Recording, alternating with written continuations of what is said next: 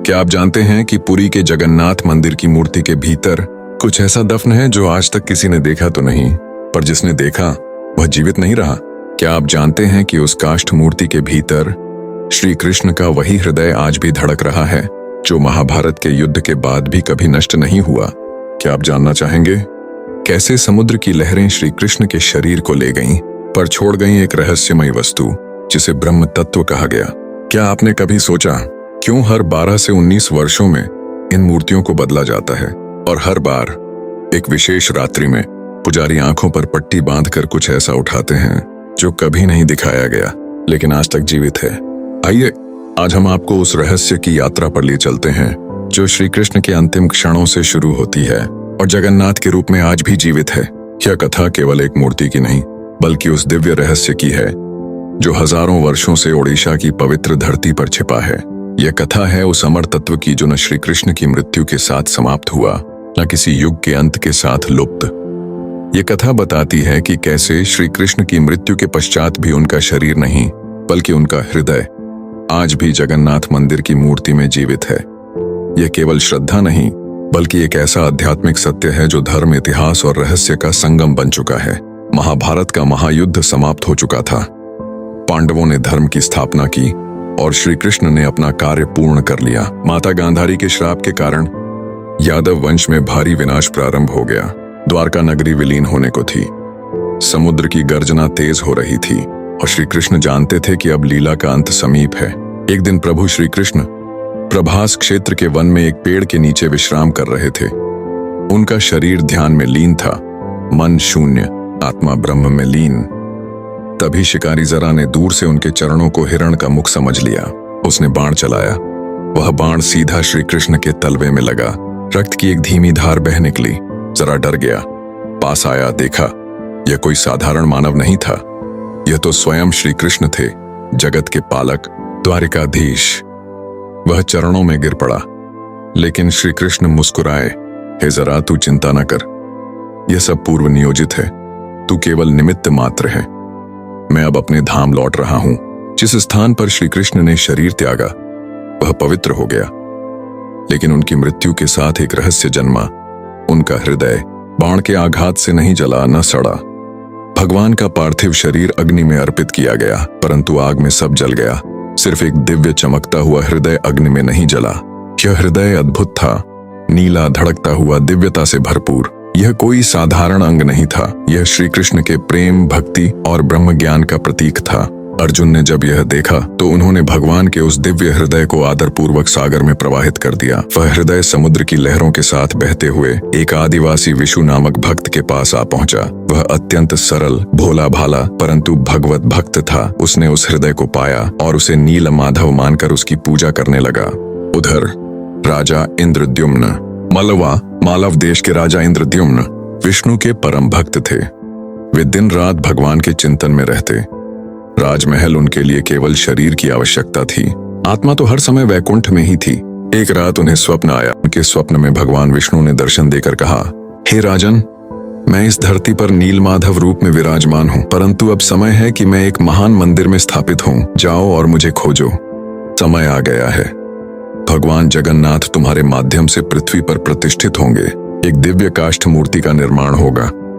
वह रूप श्री कृष्ण का ही होगा, किंतु अपूर्ण, अद्भुत और रहस्यपूर्ण। उसी में श्री कृष्ण का अमर हृदय समाहित होगा। राजा स्वप्न से जागे तो उनका हृदय आनंद और भय से भर उठा।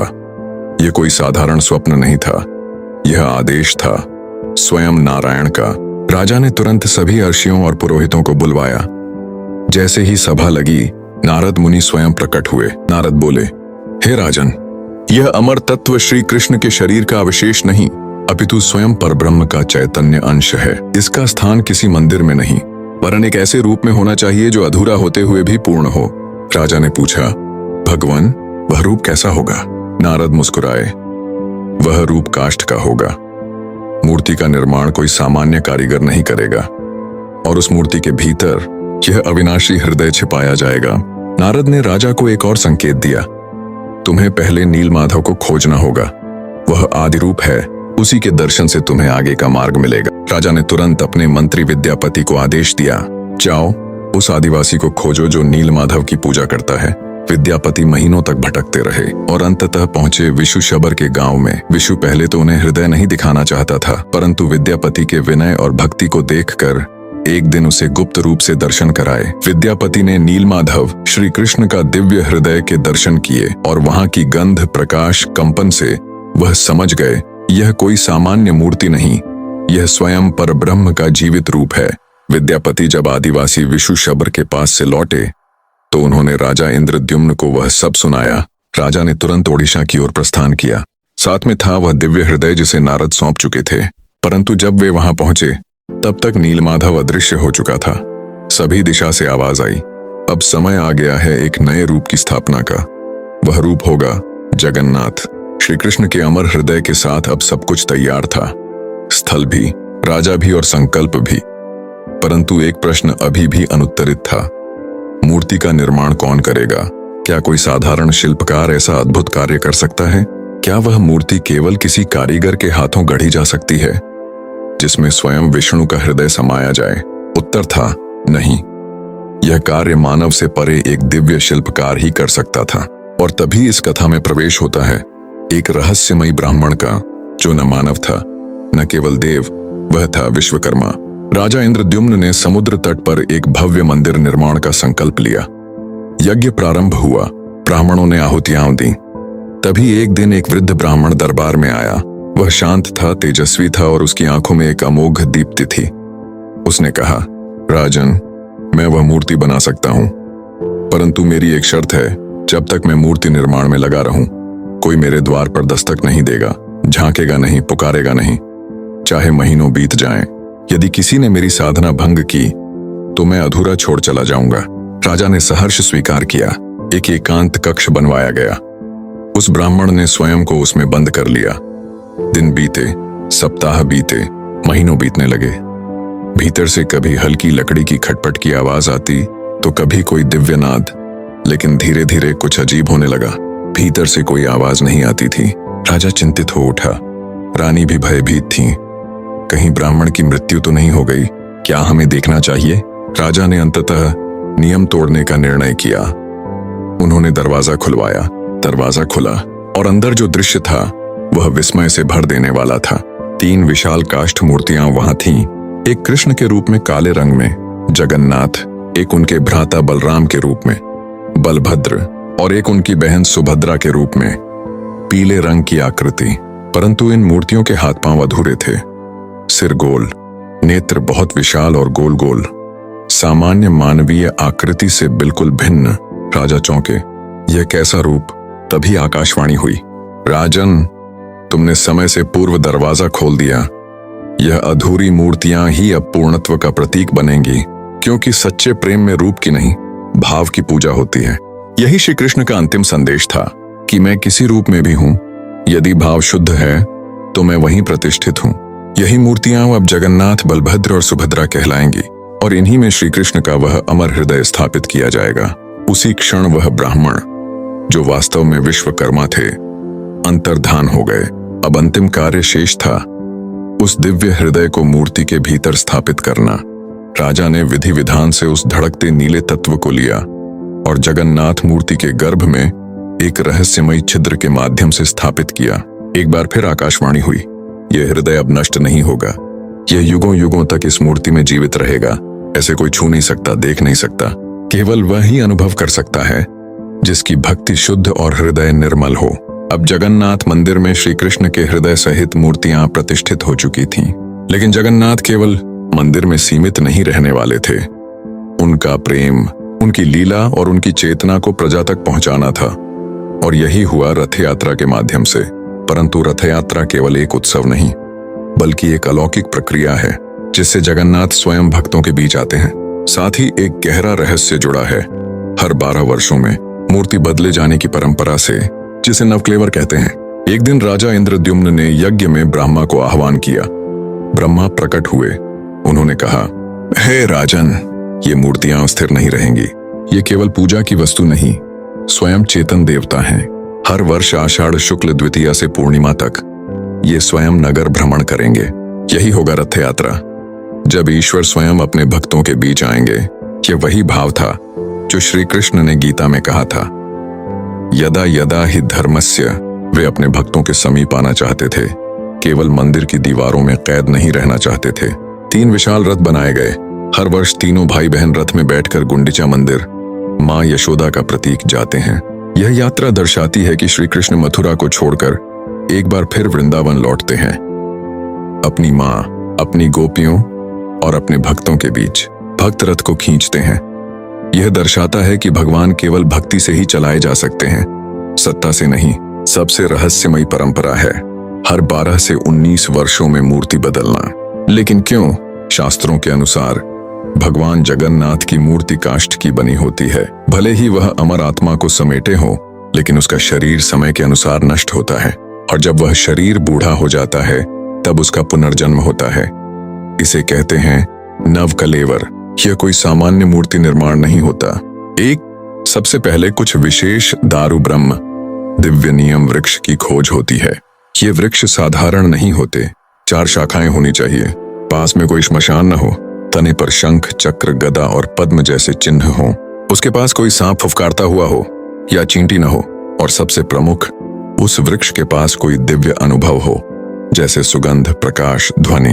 तो फिर एक विशेष वंश के पुजारियों द्वारा रात्रि में मंत्रोच्चारण के साथ पुराने मूर्तियों से ब्रह्म तत्व निकाला जाता है। 3 वह ब्रह्म तत्व जो श्री कृष्ण का हृदय है, आंखों पर पट्टी बांधकर गुप्त रूप से नई मूर्ति में स्थापित किया जाता है। कभी किसी ने नहीं देखा कि वह क्या है। माना जाता है जो देखता है उसकी मृत्यु निश्चित है। 4 इसके बाद पुरानी मूर्तियों को विधिपूर्वक विसर्जित किया जाता है और नई मूर्तियां प्रतिष्ठित होती हैं। एक ही आत्मा, नया शरीर। अब तक हमने देखा श्री कृष्ण का हृदय जो मृत्यु के बाद भी नष्ट नहीं हुआ, वह नारद द्वारा लाया गया। मूर्ति निर्माण की अलौकिक लीला, रथ यात्रा का शुभारंभ और हर 12 से 19 वर्षों में मूर्ति बदलने की गूढ़ परंपरा, नवकलेवर। परंतु अब प्रश्न है, क्या वह हृदय आज भी वही है? क्या वह सचमुच धड़कता है? क्या किसी ने उसे देखा है?